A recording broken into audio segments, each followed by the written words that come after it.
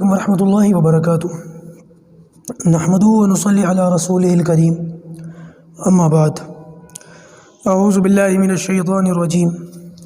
بسم اللہ الرحمن الرحیم قد افلح المؤمنون الذین هم فی صلاتهم خاشعون والذین هم عن اللغو معرضون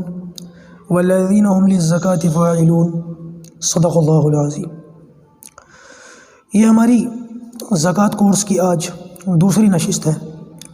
گزشتہ کل مسائل تو نہیں آئے تھے لیکن زکوٰۃ کے متعلق چند ایک باتیں آ گئی تھیں۔ اچھا، کچھ باتیں ہیں جو رہ گئی تھیں، میں ان باتوں کو رکھتا ہوں اور پھر آج سے ان باتوں کے بعد انشاءاللہ زکوٰۃ کے جو مسائل ہیں بیسک لیول کے ان سب کو سیکھتے ہیں اور زکوٰۃ کا جو طریقہ اس کو بھی سیکھتے ہیں۔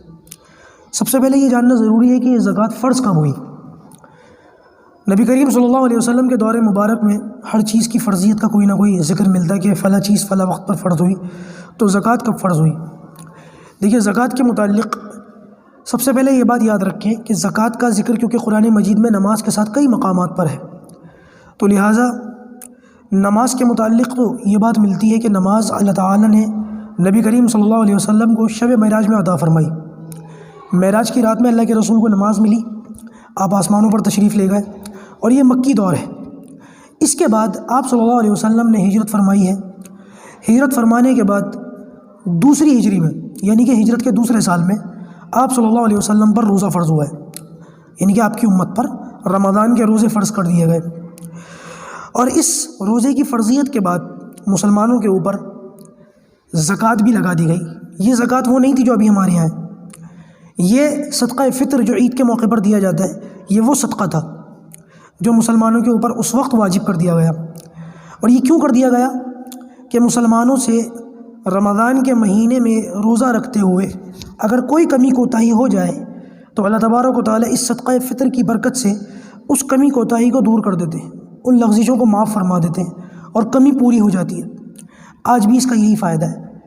بعد میں علماء کرام فرماتے ہیں کہ یہ جو صدقہ فطر تھا اس کو اللہ تبارک و تعالیٰ نے بڑھا دیا اور زکوٰۃ کی وہ شکل و صورت اختیار فرما دی جو آج مسلمانوں کے اندر باقی ہے۔ صدقہ فطر بھی واجب رہا اور زکوٰۃ کی جو نوعیت ہے یہ بھی باقی رہی، لیکن اس کی کوئی وضاحت نہیں ملتی کہ زکوٰۃ کی جو صورت ہے کہ اتنے جو ہے وہ 7.5 تولہ سونا ہو اور 52.5 تولہ چاندی ہو اور سال گزر جائے اور اس پر 2.5% ہو، یہ تفصیلات کب آئیں شریعت میں اس کی وضاحت بہت زیادہ اچھی طریقے سے نہیں ملتی، لیکن یہ وضاحت اللہ کے رسول صلی اللہ علیہ وسلم کے زبان مبارک کے اندر ہو چکی تھی، اس کی وضاحت تو ملتی ہے۔ تو یہاں سے علماء کہتے ہیں کہ ہجرت کے بعد مدنی زندگی میں زکوٰۃ فرض ہوئی ہے۔ بہت سے علماء کا خیال ہے کہ نہیں، زکوٰۃ پہلے سے فرض تھی مکی دور کے اندر، اور علماء کا یہ قیاس کس لیے؟ سورہ مزمل کی جو آخری آیت ہے اس کے اندر الفاظ ہیں، آیت تو لمبی ہے لیکن اس آیت کے الفاظ ہیں فَأَقِیمُوا الصَّلَاةَ وَآتَوُا الزَّکَاةَ، نماز پڑھو اور زکوٰۃ ادا کرو۔ تو سورہ مزمل مکی صورت ہے، بالاتفاق مکی صورت ہے، اور مکی صورت میں کیونکہ مکی صورت ظاہر سی بات ہے ہجرت سے پہلے کی صورت ہے، اس کے اندر آتوا الزکاۃ کا لفظ آ رہا ہے۔ یہ لفظ بتا رہا ہے کہ مکی دور کے اندر بھی زکوٰۃ تھی، لیکن مکی دور کے اندر جو زکوٰۃ تھی اس کی شکل و صورت اس زکوٰۃ کی شکل و صورت سے بہت الگ تھی، بلکہ بہت زیادہ سخت تھی، طریقے سے یوں کہہ سکتے ہیں۔ علماء کا یہ قول ہے، علماء یہ فرماتے ہیں، کتابوں کے اندر یوں لکھا ہے کہ مکی دور کے اندر صرف ضرورت پر اپنے پاس مال رکھا جاتا تھا، گھر کی جو ضرورت ہوتی ہے، بشری جو تقاضے ہوتے ہیں، صرف ان کو پورا کرنے کے لیے مال رکھا جاتا تھا۔ اس کے بعد جتنا بھی غیر ضروری مال ہوتا تھا وہ سارا کا سارا زکوٰۃ کے اندر دینا ضروری ہوتا تھا، سارا نکالنا ضروری ہوتا تھا، مال رکھنے کی اجازت نہیں تھی۔ لیکن مدنی دور کے اندر اللہ تبارک و تعالیٰ نے 100 میں 2.5% کی قید لگا دی اور باقی کا مال چاہے وہ کروڑوں ہی میں کیوں نہ ہو جمع کرنے کی اجازت دے دی، حلال رقم ہو تو مکی دور کے اندر زکوٰۃ کا یہ تصور ملتا ہے، اور یہ علماء نے اس کی تفصیل کی ہے جو میں نے آپ کے سامنے بتائی ہے۔ اچھا جی، گزشتہ جو انبیاء ہیں اور ان کی جو شریعتیں ہیں، ان کی جو اقوام ہیں، ان کے اندر بھی زکوٰۃ کا ذکر ہمیں ملتا ہے۔ زکوٰۃ کا تصور اس پرانی شریعتوں کے اندر بھی تھا۔ مثال کے طور پر اللہ تبارک و تعالیٰ ابراہیم علیہ السلام، یعقوب علیہ السلام اور اسحاق علیہ السلام کے بارے میں 17ویں سپارے میں ارشاد فرماتا ہے وَأَوْحَيْنَا إِلَيْهِمْ فِعْلَ الْخَيْرَاتِ وَإِقَامَ الصَّلَاةِ وَإِيتَاءِ الزَّكَاةِ، کہ لوگوں کو نیک باتیں کرنے کا حکم دیتے تھے، نماز پڑھتے تھے، زکوٰۃ دیتے تھے۔ تو یہاں پہ ہمیں یہ پتہ چلا کہ پرانے دور میں ابراہیم علیہ السلام تک کے شریعت کے اندر بھی زکوٰۃ کا تصور تو تھا۔ اس کے علاوہ اللہ تبارک و تعالیٰ ایک جگہ ارشاد فرماتا ہے وَكَانَ يَأْمُرُ أَهْلَهُ بِالصَّلَاةِ وَالزَّكَاةِ، یہ جو ہے اسماعیل علیہ السلام کے متعلق یہ آیت ہے کہ وہ وَكَانَ يَأْمُرُ أَهْلَهُ، انہوں نے اپنے گھر والوں کو یہ حکم دیا بِالصَّلَاةِ وَالزَّكَاةِ کہ وہ جو ہے گھر والوں کو حکم دیتے تھے کہ نماز پڑھو اور زکوٰۃ دو۔ تو بہرحال پچھلی امتوں کے اندر بھی زکوٰۃ کا تصور بہرحال ملتا ہے۔ اچھا ایک چیز اور سمجھ لیں کہ پچھلی امتوں میں زکوٰۃ دینے کی جو شکل و صورت تھی علماء نے اس کو بھی بیان کیا ہے۔ بعض کتابوں کا مطالعہ کرنے سے یہ پتہ چلتا ہے کہ پرانے دور میں پرانے زمانے میں جو زکوٰۃ کی شکل و صورت تھی وہ کچھ اس طریقے سے تھی کہ ہمارے یہاں تو 100 میں 2.5% ہے، پرانے دور میں 100 میں 2.5% نہیں تھا بلکہ 100 میں 10% تھا، 100 روپے میں 10 روپے، ابھی تو 100 روپے میں 2.5 روپے ہیں۔ اور یہ 10% غریب کو نہیں دیا جاتا تھا پرانی امتوں کے اندر، بلکہ اس کا طریقہ یہ ہوتا تھا کہ کوئی بھی شخص اپنی زکوٰۃ کو نکالتا تھا، جتنی بھی اس کے اوپر زکوٰۃ فرض ہوتی تھی اس مال کو نکالتا تھا، الگ کرتا تھا، اور الگ کرنے کے بعد اس زکوٰۃ کو اٹھا کر کے ایک پہاڑ پر یا کھلے میدان میں رکھ دیا کرتے تھے، اور پھر اس مال کے اوپر آگ آتی تھی آسمان سے، اس مال کو جلا کر خاک کر دیا کرتی تھی۔ یہ بعض روایتوں کے اندر یوں آتا ہے کہ آگ آتی تھی آسمان سے اور اس سامان کو اٹھا کر آگ اپنے ساتھ لے جاتی تھی، اور آگ کا آسمان سے آنا، اس مال کو جلانا یا اپنے ساتھ لے جانا اس بات کی نشانی ہوتی تھی کہ یہ زکوٰۃ قبول ہو گئی، اور جس کی زکوٰۃ قبول نہیں ہوتی تھی اس کا مال پہاڑ پر یا ایسے ہی میدان میں رکھا رہ جاتا تھا، اور دنیا یہ منظر دیکھتی تھی کہ اس کی زکوٰۃ قبول نہیں ہوئی، اور دنیا کے اندر اس کی رسوائی ہو جاتی تھی۔ لوگ اس کے بارے میں طرح طرح کی باتیں کرتے تھے کہ ضرور اس نے کوئی ایسا کام کیا جس سے اللہ اس سے ناراض ہے، اور اللہ تعالیٰ نے اس کی زکوٰۃ کو قبول نہیں کیا۔ آج کا معاملہ یہ کہ اللہ تعالیٰ نے سب سے پہلے تو احسان یہ فرمایا کہ زکوٰۃ کو 10% کے بجائے 2.5% کر دیا، سال میں ایک بار کر دیا، اور دوسرا احسان یہ فرمایا کہ ہم سے یہ کہا کہ اپنے مال کو اپنے ہی غریبوں کو دے دو، اپنے غریبوں کو دے دو، اس سے غریبوں کو بھی جو ہے کچھ معاملہ چلے گا ان کا، اور دوسرا تمہارا فائدہ یہ ہوگا کہ تمہاری زکوٰۃ قبول ہے یا قبول نہیں ہے اس پر بھی اللہ تعالیٰ نے پردے ڈال دیے، لوگوں کے سامنے ہمیں رسوا کرنے کے لیے نہیں چھوڑا۔ غریب کو زکوٰۃ دینے کا ایک فائدہ یہ بھی ہوا کہ غریب جو ہوتا ہے مالدار کو دیکھتا ہے، اور مالدار کے پاس جب اس کا مال دیکھتا ہے تو سارے تو غریب ایسے نہیں ہوتے، لیکن بعض غربا کو خیال آتا ہے اس بات کا کہ ان کے پاس سب کچھ ہے، اللہ تعالیٰ کی ہر نعمت موجود ہے، اور کبھی کبھی یہ حسرت انسان کے اندر حسد بن جاتی ہے، جیلسی بن جاتی ہے، اور انسان اس پر بدگمان ہونا شروع ہو جاتا ہے، حسد بغض کرنا شروع کر دیتا ہے۔ یہ بھی ہوتا ہے، بہت سارے لوگوں میں ہوتا ہے، لہذا شریعت نے مالدار آدمی کو زکوٰۃ کا پابند کر کے ایک فائدہ تو یہ پہنچایا، غریب کو فائدہ ہوا کہ غریب آدمی اس کو جب زکوٰۃ ملے گی تو اس کے اندر سے جو حسد کے جذبات ہیں، حسرت کے جذبات ہیں، وہ ختم ہوں گے، بلکہ اس کے دل میں اس امیر بھائی کے لیے، اس مالدار بھائی کے لیے پیار، محبت اور ایک انسیت پیدا ہوگی۔ اور مالدار کے اندر اس کا فائدہ یہ ہوا مالداروں کو زکوٰۃ دینے کا کہ جب یہ کسی غریب کو زکوٰۃ دیں گے تو ان کے اندر اس مال کا اپنے پاس رکھنے کی وجہ سے جو تکبر کا ایک عنصر پیدا ہونا تھا، طبیعت کے اندر گھمنڈ پیدا ہو جاتا، تکبر پیدا ہو جاتا، اس سے اس کی حفاظت ہوگی، اور گھمنڈ سے، تکبر سے، غرور سے اللہ تبارک و تعالیٰ اس زکوٰۃ کی شکل میں اس مالدار کو بچا لیں گے۔ تو اس زکوٰۃ کی وجہ سے مالدار کو بھی فائدہ ہوا، اس کا مال بھی سارا خرچ نہیں ہوا، مال بھی پاک ہو گیا، اور اس غریب کو بھی فائدہ ہوا کہ فائنینشلی یہ بھی تھوڑا سا اپنا گھر کاروبار کو دیکھ لے گا، اور دوسرا مسئلہ یہ کہ اس کے اندر سے حسد کے جذبات ختم ہو جائیں گے۔ ایک چیز بس آخری بات اس کو میں کہتا ہوں، اور اس کے بعد پھر ہم باقاعدہ مسائل شروع کر دیں۔ وہ جو میں جو کہتا ہوں وہ یہ میری پرسنل رائے ہے، میں نے کسی کتاب میں نہیں پڑھا، میں نے شاید پچھلے رمضان کورس میں بھی یہ بات کہی تھی کہ ہمارے یہاں زکوٰۃ دینے کا کوئی سسٹم نہیں ہے ہندوستان کے اندر،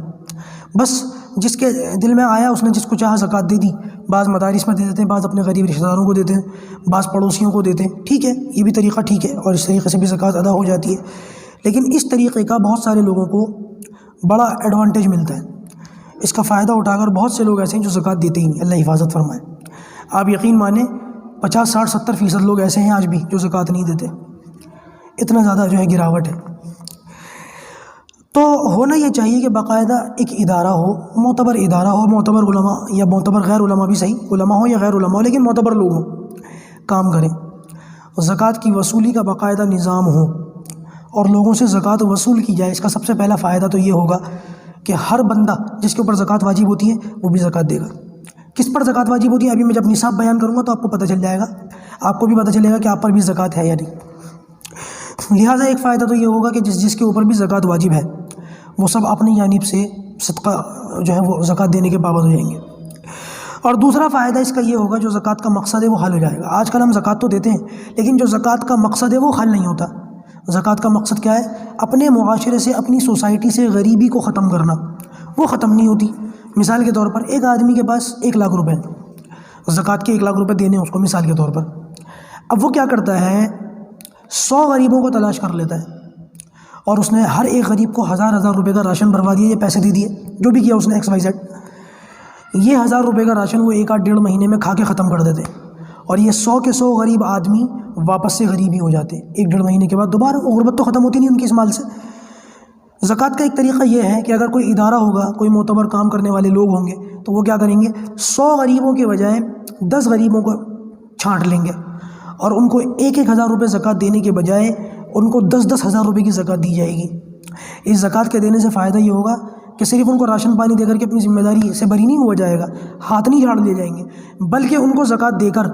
ان کو باقاعدہ کام شروع کروایا، چاہے چھوٹے لیول کا ہی کیوں نہ ہو، چاہے وہ رکشا چلائیں، کچھ بھی کریں، XYZ کچھ بھی کریں، لیکن کچھ اپنا رزق پیدا کرنے کی صلاحیت ان کے اندر پیدا ہو جائے۔ کوئی بھی کام کر لیں، وہ میں کہتا ہوں راستے میں جو ہے وہ کوئی ایسا معاملہ کر لیں، رکشا چلا لیں، چاہے اب غریب تو ہے، غریب تو کیا کرے گا، یہی تو سب کرے گا،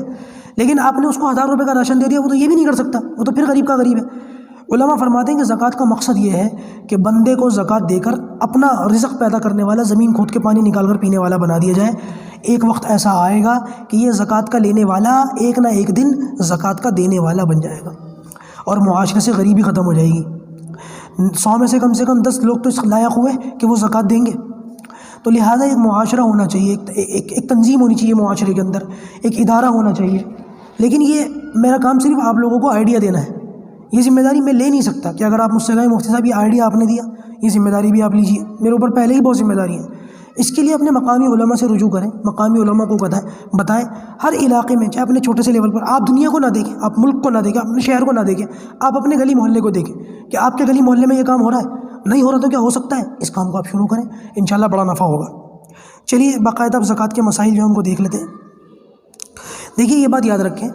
کہ زکوٰۃ جو ہے وہ صاحب نصاب کے اوپر فرض ہوتی ہے۔ سب سے پہلے یہ سمجھ لیتے ہیں کہ زکوٰۃ کن کن چیزوں پہ فرض ہوتی ہے۔ زکوٰۃ کے فرض ہونے کے لیے انسان کے پاس سونا ہونا چاہیے، چاندی ہونی چاہیے، یا اس کے پاس کیش ہونا چاہیے۔ ان چیزوں کے اوپر زکوٰۃ فرض ہوتی ہے۔ وہ چیزیں جو انسان کے گھر کے اندر استعمال ہوتی ہیں، جو اس کے پرسنل یوز کی ہیں، اب اس کے اندر کوئی بھی چیز ہو سکتی ہے، اس کے کپڑے ہو سکتے ہیں، اس کا چشمہ ہو سکتا ہے، اس کی گھڑی ہو سکتی ہے، اور اس کے جوتے ہو سکتے ہیں، اس کی بیڈ الماری ہو سکتی ہے، اس کے گھر کے برتن ہو سکتے ہیں، اس کی جیب میں رکھا ہوا موبائل ہو سکتا ہے، اور جس گاڑی پہ وہ سفر کرتا ہے، 4 ویلر ہو، 2 ویلر ہو، جو بھی ہو، ان ساری چیزوں کے اوپر زکوٰۃ نہیں۔ چاہے آپ کے پاس 2 موبائل ہو، آپ آئی فون چلاتے ہو، آپ کے پاس اچھے سے اچھا چشمہ ہو، آپ کے پاس اسمارٹ واچ ہو، کچھ بھی ہو، XYZ کچھ بھی ہو، ان ساری چیزوں کے اوپر زکوٰۃ نہیں ہے۔ حتیٰ کہ گھر کے اوپر اور جو کارخانہ آپ کا، اس کارخانے کے اوپر جو جگہیں ہوتی ہیں، میں جگہ کی بات کر رہا ہوں ابھی، اور جتنی بھی جو آپ کی گاڑیاں ہیں اس کے اوپر، اور جو بھی آپ کے استعمال کی چیزیں اور برتن ہیں اور کپڑے ہیں، ان ساری چیزوں کے اوپر زکوٰۃ نہیں ہے۔ یہاں تک کہ آپ کے پاس گاڑیاں ایک سے زیادہ ہوں، موبائل ایک سے زیادہ ہوں، حتیٰ کہ گھر ایک سے زیادہ ہوں، لیکن آپ نے اپنے بچوں کے لیے رکھ رکھے ہیں، ان میں سے کسی بھی چیز پر زکوٰۃ نہیں ہے۔ آپ اندازہ لگائیں، ان چیزوں کو تو زکوٰۃ میں گنا بھی نہیں جائے گا۔ ایک تو زکوٰۃ ہے بھی 100 میں سے 2.5، اور اوپر سے یہ چیزیں بھی کاؤنٹ نہیں ہوں گی۔ اگر اللہ تعالیٰ ان کو بھی کاؤنٹ کر لیتا تو بتائیے ہم کیا کر لیتے۔ اللہ تعالیٰ نے اس 100% میں اس کو تو باہر رکھ دیا۔ آپ کے کپڑے، آپ کے برتن، آپ کی جوتی چپل، آپ کے استعمال کی چیزیں، آپ کا گھر، یہ ساری چیزیں باہر ہیں۔ لہٰذا ان ساری چیزوں کو علیحدہ رکھ کر زکوٰۃ کا حساب لگایا جائے۔ اچھا جی، زکوٰۃ کا نصاب کیا ہے اس کو سمجھیں۔ جس بندے کے پاس 7.5 تولہ سونا ہوگا یا 52.5 تولہ چاندی ہوگی، اس بندے کے پاس 52.5 تولہ چاندی یا 7.5 تولہ سونا جس کے پاس بھی ہو، اور اس ملکیت میں اس بندے کو 1 سال پورا گزر جائے۔ مثال کے طور پر، یہ میں پہلے بتا چکا ہوں کہ سال جو ہے انگریزی نہ ہو، اردو والا ہو، میں آپ کو بتا دیا تھا، یہ بات دوبارہ نہیں دہراؤں گا۔ اس کو نہیں سمجھ میں آیا تو پچھلا کلپ دیکھ لیجیے گا۔ جس بندے کے پاس جو ہے 7.5 تولہ سونا ہو یا 52.5 تولہ چاندی ہو، یہ صاحب نصاب ہے، اور اس کے صاحب نصاب ہونے میں اس کو 1 سال گزر جائے، یعنی کہ پہلے روزے کو اگر اس کے پاس یہ مال آیا ہے تو اگلے سال پہلے روزے پر، پہلا روزہ جب آئے گا تب اس پر زکوٰۃ واجب ہو جائے گی۔ بیچ میں زکوٰۃ اس پر واجب نہیں ہوگی تو لہٰذا دینا بھی نہیں ہے، نہیں دے گا تو گنہگار بھی نہیں ہے، ٹھیک ہے نا۔ پہلے روزے کو مثال کے طور پر یہ صاحب نصاب ہوا، تو اگلے سال جب پہلا روزہ آئے گا تب اس کے اوپر زکوٰۃ واجب ہوگی، سمجھ گئے، یہ نصاب ہوا۔ اب اس نصاب کی ذرا سی گہرائی کو سمجھیں، ڈیپ میں جاتے ہیں۔ سب سے پہلی بات یہ سمجھیں کہ سونے کا جو نصاب ہے وہ 7.5 تولہ سونا۔ اس کے اندر ایک چھوٹی سی چیز یہ دیکھ لیں کہ مارکیٹ ویلیو پوچھ لیں سونے کا جو نصاب ہے، سونے کا جو تولہ ہے وہ کیا چل رہا ہے، مارکیٹ ریٹ کیا چل رہا ہے، میرے خیال سے 50,000 کے قریب ہے۔ اگر آپ اس کو دیکھ لیتے ہیں 7.5 تولہ سونا، تو اس حساب سے 50,000 کے حساب سے میں موٹا موٹا کہتا ہوں، ویسے آپ پوچھ لیجئے گا۔ اگر مثال کے طور پر 1 تولہ سونا 50,000 کے قریب چل رہا ہے، تو اس کا مطلب یہ ہوا کہ 7.5 تولہ سونا 3.5 لاکھ روپے کا ہوگا۔ تو جس بندے کے پاس 3.5 لاکھ روپے ہوں، اس پر پھر سال گزر جائے تب زکوٰۃ ہوگی واجب۔ اور اگر چاندی کا نصاب دیکھیں تو 52.5 تولہ چاندی کا اگر نصاب لگا ہے تو چاندی کی ویلیو جو ہے 1 تولے کی وہ 25 سے 1 تولہ کہہ رہا ہوں میں، 52.5 تولہ چاندی ٹوٹل اماؤنٹ 52.5 تولہ جو بنے گی وہ 25 سے 30,000 روپے بنے گی۔ میں نے بھی 1 آدھ ہفتے پہلے پوچھا تھا تو 25-30 ہزار کے قریب ہی رقم بتائی تھی، مجھے بھول پڑ گئی۔ تو ٹوٹل جو 52.5 تولہ چاندی ہے، ٹوٹل صرف 1 تولہ نہیں، 52.5 تولہ چاندی پورا ٹوٹل، اس کی جو قیمت بنے گی، ویلیو بنے گی، وہ 25 سے 30 ہزار ہے۔ تو ایک نصاب تو سونے کا ہے جو 3.5 لاکھ ہے، اور ایک نصاب چاندی کا ہے جو 30 ہزار میں نمٹ جاتا ہے۔ تو ہم کس نصاب کا اعتبار کریں؟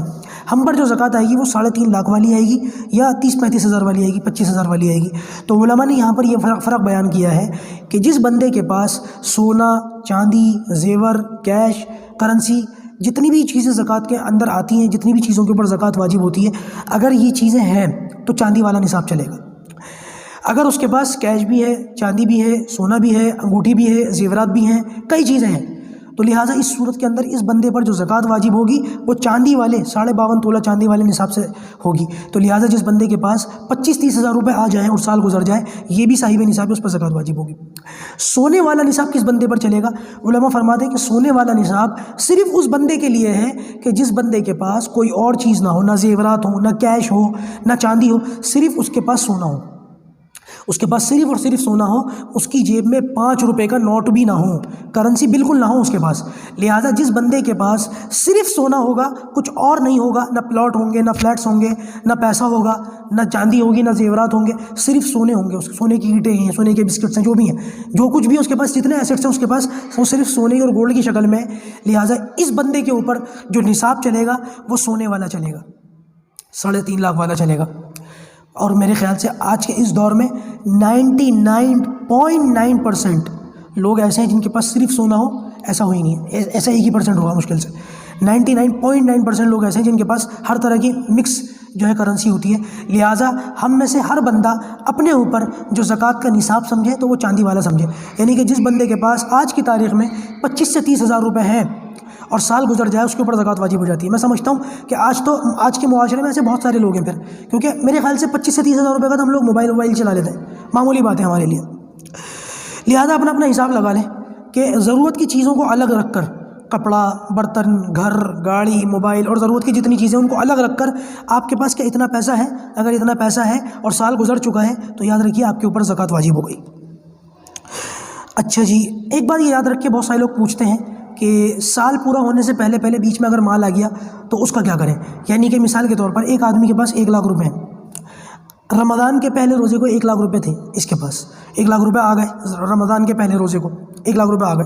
اب جب اگلا سال رمضان کا پہلا روزہ ہوگا تو زکوٰۃ واجب ہوگی، لیکن علماء نے یہ فرمایا کہ اگلا سال 1 روزہ آنے سے پہلے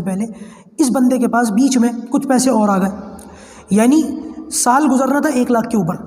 رمضان کے پہلے روزے کو اس کو 1 لاکھ روپے ملے تھے، اور اگلے سال پہلے روزے پر 1 لاکھ کی زکوٰۃ 2,500 روپے بننی تھی، لیکن پہلا روزہ آنے سے پہلے اس بندے کے پاس 4-5 لاکھ روپے اور آ گئے، 10 لاکھ روپے آ گئے، چاہے پہلے روزے سے 1 دن پہلے آئے ہوں، چاہے 2 دن پہلے آئے ہوں، چاہے 1 دن پہلے آئے ہوں۔ لہٰذا اب جب اگلے روزے کو 1 سال پورا ہو جائے گا، اس صورت کے اندر یہ بندہ جتنا اس کے پاس پیسہ ہے، صرف 1 لاکھ کی زکوٰۃ نہیں دے گا، یہ جتنے ایکسٹرا پیسے آئے ہیں سب کی زکوٰۃ دے گا۔ 1 لاکھ کی زکوٰۃ 2,500 روپے بن رہی تھی، اور اس بندے کے پاس سال پورا ہونے سے 1 دن پہلے بھی 10 لاکھ روپے کہیں سے آ گئے، تو جتنی ٹوٹل اماؤنٹ ہے سب کی زکوٰۃ دے گا، 25-30 ہزار روپے جو بن رہی ہے۔